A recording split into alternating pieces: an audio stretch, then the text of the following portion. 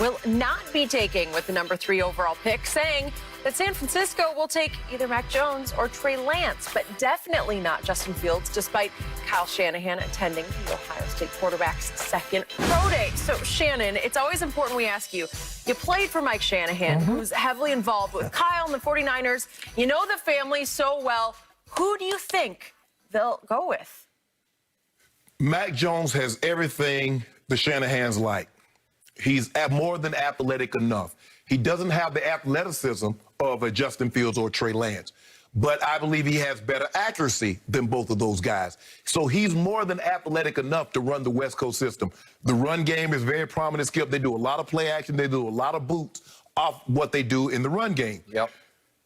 He won an MVP. Kyle Shanahan was the offensive coordinator, in which Matt Ryan won the MVP. Mac Jones is more athletic than Matt Ryan. So if Matt Ryan can win an MVP in this system, I know Mac Jones can do well in this system. Now, it's being reported, Skip, that Trey Lance is working out with a guy now that was coached by Kyle Shanahan. And what they're going through are the exact same plays in which Kyle is going to want to see him replicate on his pro day. Kyle's guy's name is John Beck, went to BYU. He played, yeah. Coached him in, if I'm not mistaken, coached him in Washington. Yep. Now, Kyle has a lot of confidence in John Beck. And he says, okay, put him through this, and I'm going to take, so what do you think about it? It would be like me, Skip. If Mike were to say, Shannon, I'm going to send you some tape. I want you to take a look at this tight end and give me your honest opinion what you think. Mike's going to take my opinion because I played. He trusts that I'm going to be honest with him. Mike, great. Can drop his hip, can move.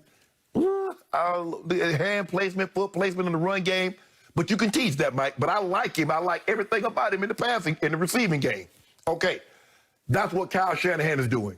Says, okay, the plays that we're going to ask you to learn over the next couple of days is going to be what you're going to run in our system. Yep. Let's see how well he can replicate what we've taught him in 2 weeks. Because, Skip, the one thing about a quarterback, you got to be able to retain information. Because each week is something different, but you also need to retain the information that you received from the week before. So we're going to learn a lot. He goes out there after having this opportunity to work with John Beck for 2 weeks. Would I be surprised if Trey Lance doesn't jump? But he's an unknown, right, Skip, the level of competition. And he missed last year. So, Skip, there's not a whole lot. Like one game. Played one game. So there's not a lot. But I like Mac Jones. But if somebody told me after Trey Lance has his pro day and he lights it up, they're going to take Trey Lance. I'm not going to be surprised. But Mac Jones is everything Kyle would need to run this offense. A young man who was on nobody's radar a year ago. He's Joe Burrow. Yep. Joe Burrow was on nobody. Joe Burrow was one of the 5th or 6th round picks, Skip. Has arguably the greatest season for a quarterback in NCAA history, and he goes from a 5th rounder to the first pick in the entire draft.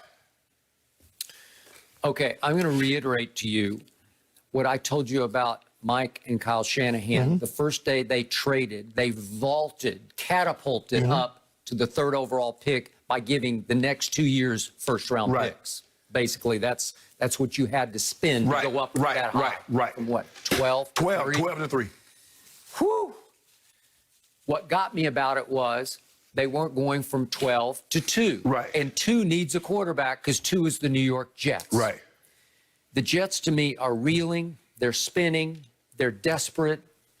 They tried Sam Darnold, and it didn't work out for whatever reason. Maybe it's their fault. Maybe it's his. I wasn't a big fan going into the draft. But now you better get this one correct. Yeah.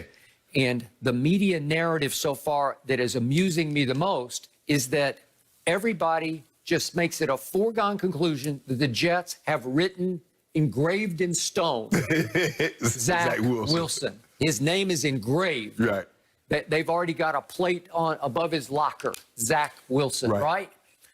I don't know why that has to be. I don't know why they wouldn't go to the bitter end, to the last second, thinking about, are we right about this? I don't know why you wouldn't continue to do your research. Right. And if Trey Lance is rising, if we get more and more reports about Trey Lance to San Francisco, why wouldn't the Jets second guess Zach Wilson? think about their worst nightmare. The Jets would be if they sat back and had to watch the next 3 or 4 years, Trey Lance just take over this Right. draft, that he would be the pick in this draft, even beyond Trevor Right. Lawrence. Whoa. So to me, you can't carve that. You can't even put it in ink. You better put it in pencil. And that's why the Shanahans, that maybe their intel, maybe their reconnaissance on having a source inside the Jets tell them it's a done deal, Zach Wilson. You better be right about that. Right. You better be right on point with your information so much that you can trust it all the way up to the last second before this. Well, pick is made. Geno Smith messed it up for the brother with the Jets. Geno, after what he pulled with the Jets, Skip, they said, "Nah, we good." But I don't think that. No, I know. But no, seriously, Skip. I think the thing is that there's a reason why Kyle Shanahan sent these plays to John Beck and asked him to work out with his kid for 2 weeks. There's a reason why he did that. We also see a lot of smoke screens right now. Yes. They're trying to smoke screen the Jets into taking Trey Lance. I have no idea. No. But the point is, I'm going to say this again about Zach Wilson. I liked what I saw in bits and pieces. I did not watch him closely until the Coastal Carolina game. Again, they got thrown into it. It was a COVID game, neutral site, South Carolina. He didn't play very well by his standards. He is a high-wire act. He's got a little Favre in him. He will try things. He's fun to watch. He's got a little Mahomes going. He's got a live arm, and he is athletic, and he is an escape artist.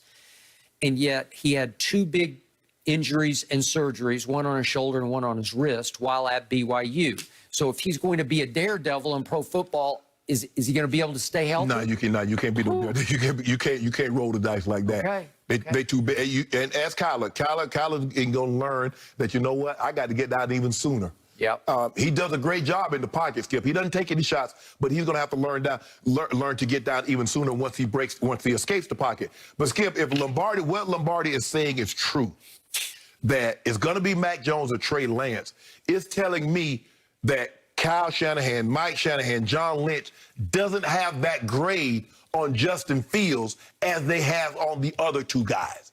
That's what that tells me, because he's in play. Yeah. We don't believe that Justin Fields is going to Jacksonville or he's going to the Jets. So therefore, Mac Jones, Justin Fields, and Trey Lance are all in play at the 3rd. Now, he says, I guarantee, he pulled a Joe Namath, basically guaranteeing that he's not going 3rd to the 49ers. He did.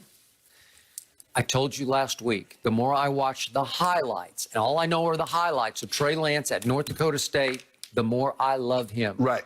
I'm starting to think he's right there, 1A with Trevor Lawrence in ability, in arm strength, obviously in athletic ability. Oh, yeah, he's above. And when you look at the year before. Right.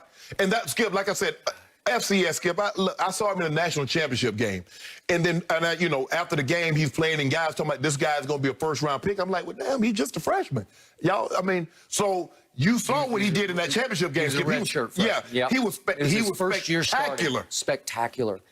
That year, he threw 28 touchdowns to 0 interceptions. Right. I've never heard of that before. But he had over 1,000 yards rushing, too. 1,100 yards rushing. Wow. And they went 16-0. Right. So he threw 0 interceptions and lost 0 games, albeit at FCS level. We get that.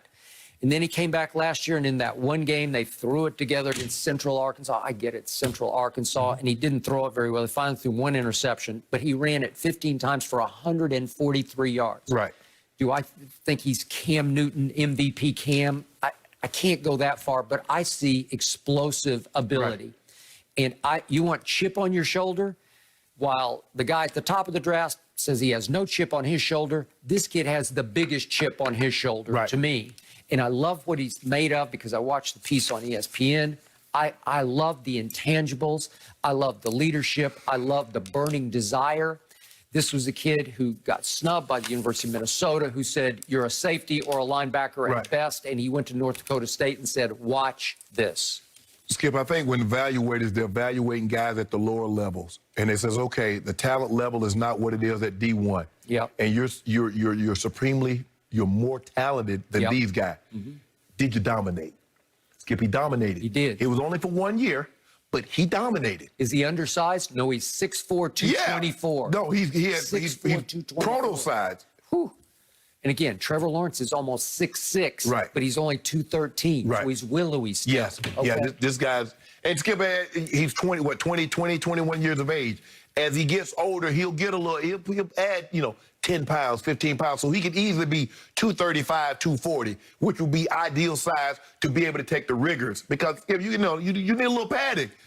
I know you probably didn't get hit much in college, but the guy's going to get you in the league. And they fall on you, and they put those helmets in your back, it's going to hurt. So you need a little cushion. So in the end, if the Shanahans have been sitting on Trey Lance all along, I'm going to sit back and say, bingo, because that means it may not happen the next year, but in a couple of years, they are going to be a force in the NFC. So what do they? So you believe if they take Trey Lance at 3, what do they do with Jimmy G? You believe they keep Jimmy G for 1 year? They keep and then saying bridge? they would like him to be the bridge if he's a lot of money Coach for a Belichick, bridge. give us a little something. Break us off. I tell you know what, Coach? You let us have him for a second rounder. We'll flip it back to you for a second Well, round. is Coach Belichick going to be able to trade up and land Justin Fields? You won't have to trade up. We'll give you Jimmy G. Oh. You wanted Jimmy G. Well, that's what he wanted. I'd say good luck Yeah. to you, Coach Belichick. Yeah, we should let you have Jimmy G. Give us a second rounder. All right, great. You got it. All right, Done. we're going to be watching what happens in Fargo today. Just a small-town kid from Marshall, Minnesota. Skip, I watched that as well, and hearing his mom and dad talk about him, his brother, chip on shoulder is an understatement, and I think that is saying something about his potential. We're going to get back to this, though. Has the NBA MVP officially come down to